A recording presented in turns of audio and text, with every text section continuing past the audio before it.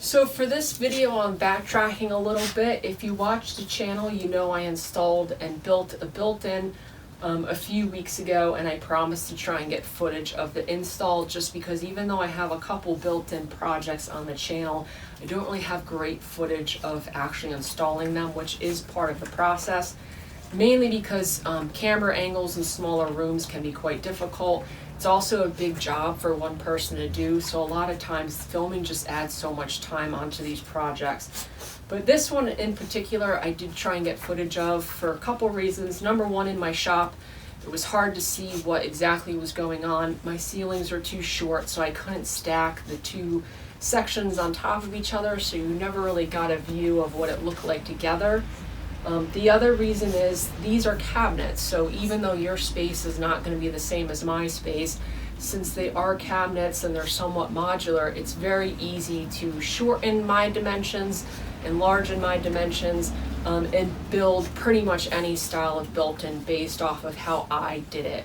So, I mean, if your space allots for 36-inch cabinets on the bottom versus, I think it was the 20 I had, it's very easy to just make those minor fine-tune adjustments to heighten the cabinets or heighten the depth or shorten the depth to get what you want. So for this one in particular, it worked out because there was a lot of workarounds in the room. There was lighting installed. I was working around a vent.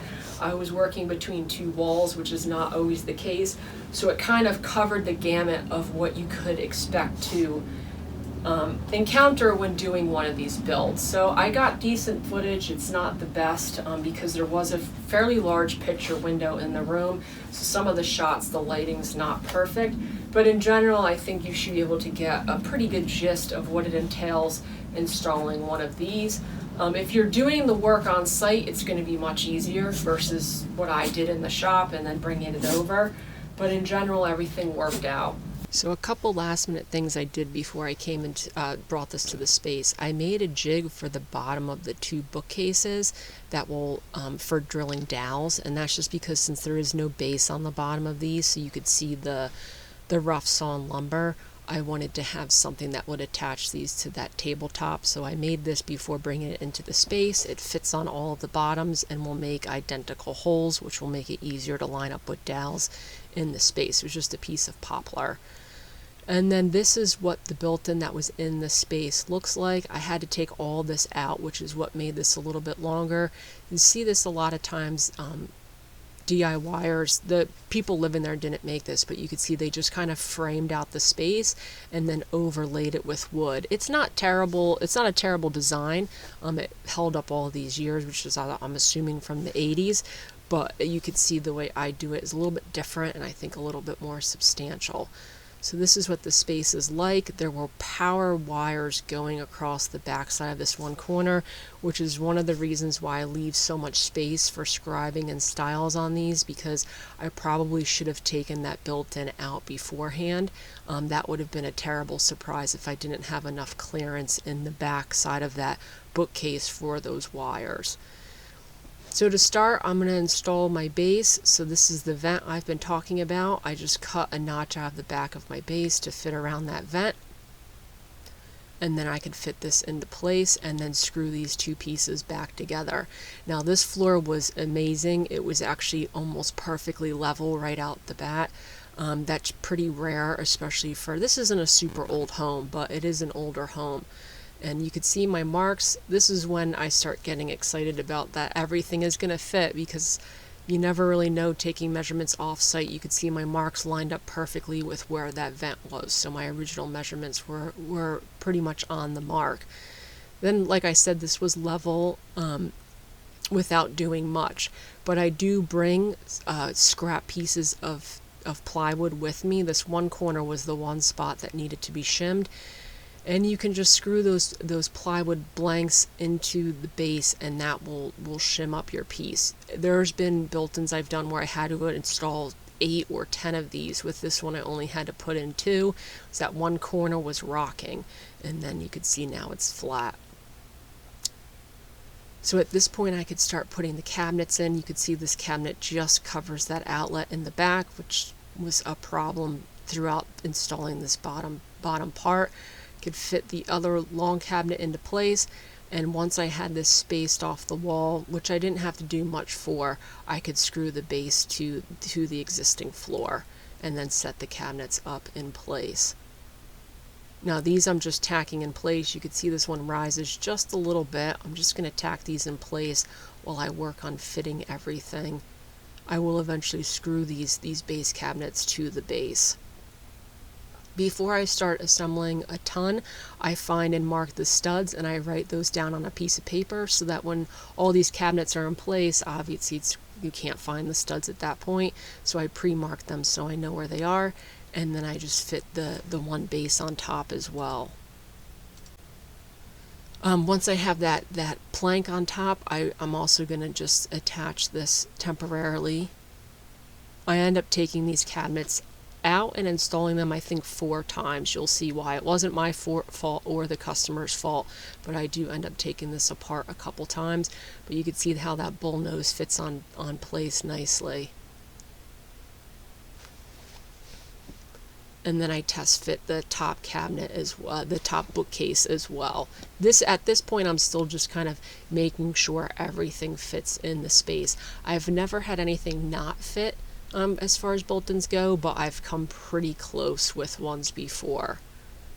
And then fitting the other bookcase in place as well, just making sure it's going to clear the vent and everything's going to work out.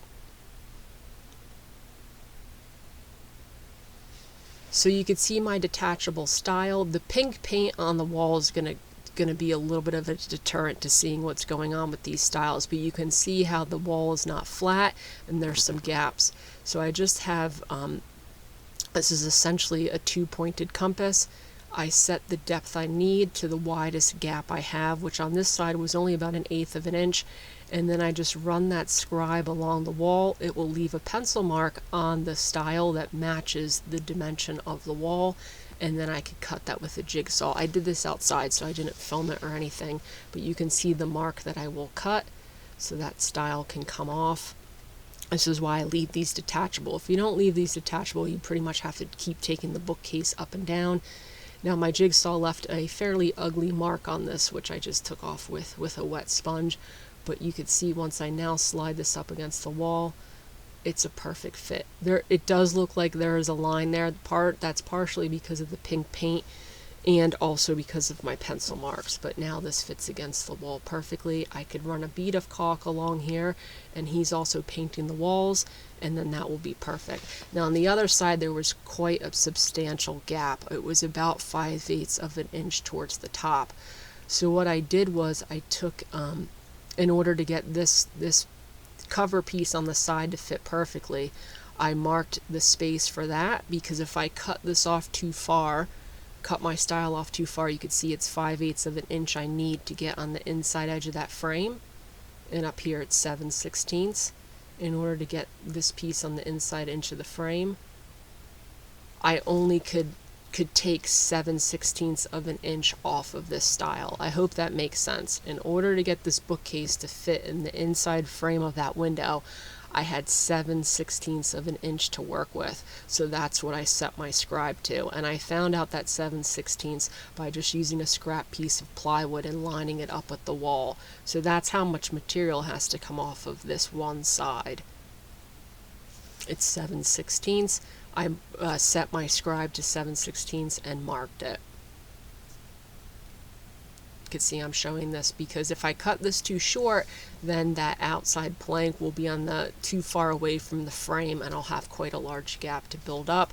Once I cut that, you can see how much nicer it fits in place. Once again, the shadows from the pencil are kind of playing tricks on your eyes that fit in there quite nicely. And then I could put that plank in place. Now this is before I left for the day. I went and made a bunch of measurements for all of my cuts. I knew I was going to have to do this. Like I said in the video, I left everything long. My shelves are in place, and I could go through and mark all these pieces for my cuts. So I think there was 5 planks of lumber I had to cut down. I was getting the depth from the wall. I was getting the width on this front one, making marks, and then I took all these planks home, back to my shop, and I cut them down. So like I said, you could see all of my marks, measured everything. Yeah, there was five things I had to cut. And the top as well, I had to cut a little piece. So then the next day we decided to use this flat cord in order to fit the bottom cases in there, but then we decided it wasn't smart to bury it because once these are in place you can't move them. So we decided to cut a fairly substantial piece off of this one side, which is another reason why I leave these so long.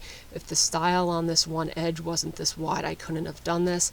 And then it completely cleared the outlet, and then I could fit everything back in place. So I had taken everything all apart multiple times, but we finally decided to just shorten that one cabinet, clear the outlet, and then fit it into place. So then I could finally start solidifying all of that. So then the scribed portion that covers the one side of that cabinet, I could put that in place and then put this big bookshelf back up top. You could see my measurements were just about perfect. The frame of the window is off, which is why there's that little gap at the top, but that is why I spent all that time measuring that 7/16, so this fit in that frame perfectly. And then once again, that styled piece in place. And that is what that bookshelf looks like. So then with that bookshelf in place, I'm marking where it sets on that stained plank, and then I could drill my dowel holes, which is what I'm doing now. So I could take this off, move it to the side, and then with that mark I have, marking where that is, I could use the jig so it will line up the holes in the bottom of that cabinet perfectly, drill some holes, put some dowels in there, and then this could be permanently attached as well. Added a little bit of glue, and then I didn't film it on this side, but there are drilled dowel holes that align with the bottom of the bookcase. You can see I'm just kind of getting everything to line up, and then it plops right down into place. Now that that's in place, I could permanently attach this stile, put some glue on all of those shim pieces, and then just brad it into place.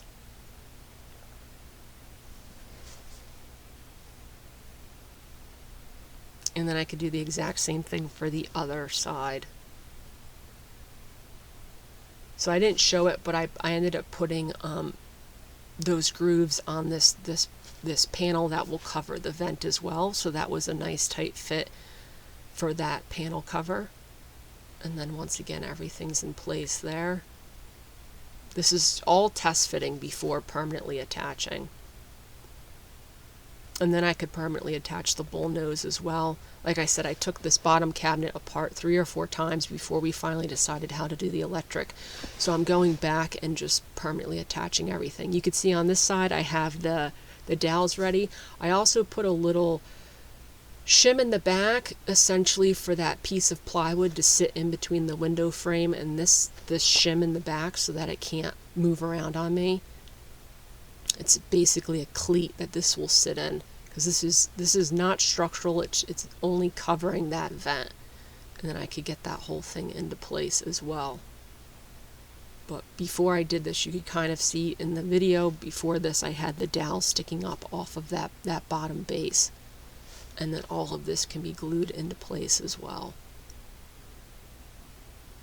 So the edges of the plywood I have, which will be in a couple spots, I end up covering all that stuff with edge banding to cover the edge of that plywood. Hammer this into place and then add some brads to hold it in place as the glue dries. So for the top, basic same principle. I cut this down to size. It can sit on the 2 edges that go up, and then it sits on top of the window frame. I'm putting another shim in the back to hold it in place. Once again, this is not structural, it's just covering the bottom opening of the piece. So I'm putting that shim in the back to hold it in place, and then I'll put shims on the edge of the 2 verticals coming up, and that's how that plank is held into place. This was another one I cut down in the shop. I believe the width of all these ended up being about 10 3/8 of an inch, and then I just cut down the length. So then I had to test fit the panel with the electric before putting it up permanently just to make sure the lights worked before burying the electrical lines. This was a little bit of a pain for one person. It wasn't heavy, it was just a lot to maneuver in the in the space, but this will go up twice as well. You can see I'm just attaching it to test the electric. So that's that long run I have. You can see my seam in the middle there. And then I just tested the electric, made sure everything fit. I could pull that all back down. And then I'm permanently attaching the splines in the bookcases now because everything lined up and worked. All the lights worked with my wiring, which was nice. Before I cover this all up, I've sunk a bunch of screws into the studs, the pre-marked studs in the back. I just measured off the wall, and then this is permanently attached, these bookcases. And you don't have to bury cover screw holes because it's going to be covered by the back. Now you can't really see it, but in that vertical I left for attaching hardware for these, I did make some cutouts in them, and that's where I'm running the wires. So these are all connected at this point. I could reattach all this with the splines, put a couple brads in there to hold it in place, and then work my way down the line.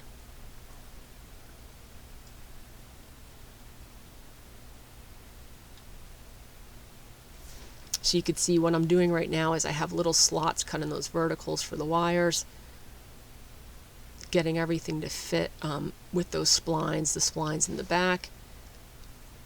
And then I just put a couple brads in to hold all this in place. And then my middle section there, I could reattach that long spline, and then this is super strong at this point. So for the crown molding, I hate putting up crown molding, but this is a straightaway, and the rest of the room I don't think is getting it. So I like to make miter cuts. It just hides the seam better. So I pre-cut 45-degree miters on the crown before I got into the space, so I could put up my first piece. Like I said, crowns are a real pain to put up, but for this one it's not too bad because it's only going over top of the built-in. It's going to cover that last little bit of seam I had, which was about 1.5 inches.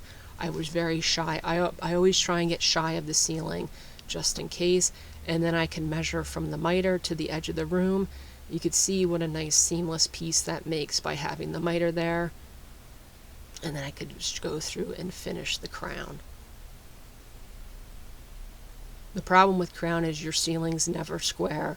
Your walls are never square, so you could see even at the end of this I'm having a little bit of trouble getting it to fit into place. And then with the crown up, I went through and I caulked everything. At this point it's a lot of time management as far as things drying. So this whole thing took about 4 days to do. The last day was a short day. I just put a coat of paint on everything.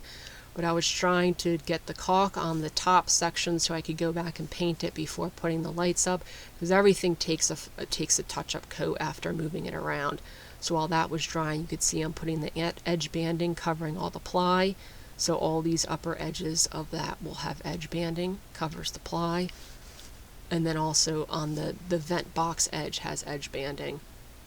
And then this is just getting a piece under the windowsill to hide that wall. It won't have to be painted. It's just cut from the leftover piece of the top there. So to cover the vent, because there's a plug in there, I decided to use magnets. So I just countersunk some holes in there. I used those rare earth magnets, which are actually quite strong, but I covered it with a piece of 1/4-inch ply, not only to shim it out so it's flush with the front of the cabinet base, but also these are so strong they have a tendency to pull out even when you epoxy them in place. So this wood, you could see the magnets still work even with the wood covered there. I just made sure to mark all of them. You can see what I'm doing is I'm pulling the magnets off of the positions, putting them into the epoxied holes. I'm doing this because if you mount these North Pole and South Pole the wrong way, obviously the magnets will not attract to each other, and that will be a disaster. So just make sure you're mounting those the right way.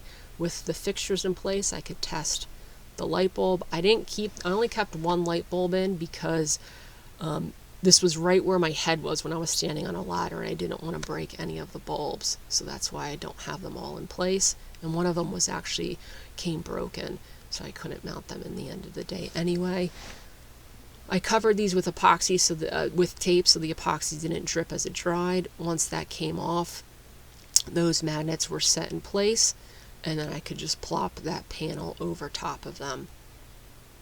I put a little finger hole in the top so you could pull it out, but that will basically cover that. You could still have access to the panel, but it looks like it's one continuous piece. Then all I did was re-put the hardware on the doors and mounted those. This is when I do the fine-tune adjustments. These Blum hinges usually have 3 or 4-way, I believe 3-way adjustment, just getting everything in place. And then I could do the hardware. So then, like I said, I like to do the hardware where everything's in place. Sometimes things shift, and if you pre-mount these, you could have problems. But basically, I make minor marks on there, space them out evenly based on the styles and the height from the cabinet, and then just drill the holes and add the hardware. Pretty self-explanatory. I like to have a backer so I don't blow out the back side of these pieces, but pretty self-explanatory, like I said. The doors usually go in place pretty easily because I have them pre-mounted in the room, and then I could turn back on the soft close mechanism at this point, and then those are good to go. And then this is what everything looks like. The baseboard I didn't install because he's putting flooring in, and the baseboard will go on top of it. That's the one light fixture with the broken bulb, but this is essentially what everything looks like. This was right after I put finished paint on. You can see most of the seams disappear. A lot of caulking and a little bit of spackle cover all the nail holes. One last coat of shellac on the top, as well as the backer there. The vent turned out quite nicely. Like I said, a lot of times with stuff like this, it's the seams you have to worry about, but the seams covered pretty nicely, and that's what everything looks like. The vent cover as well, once it was painted, fit in there pretty nicely. The magnets work great. You have access to the electric. He wired up the plug for the finishing of the lights, and that is basically it.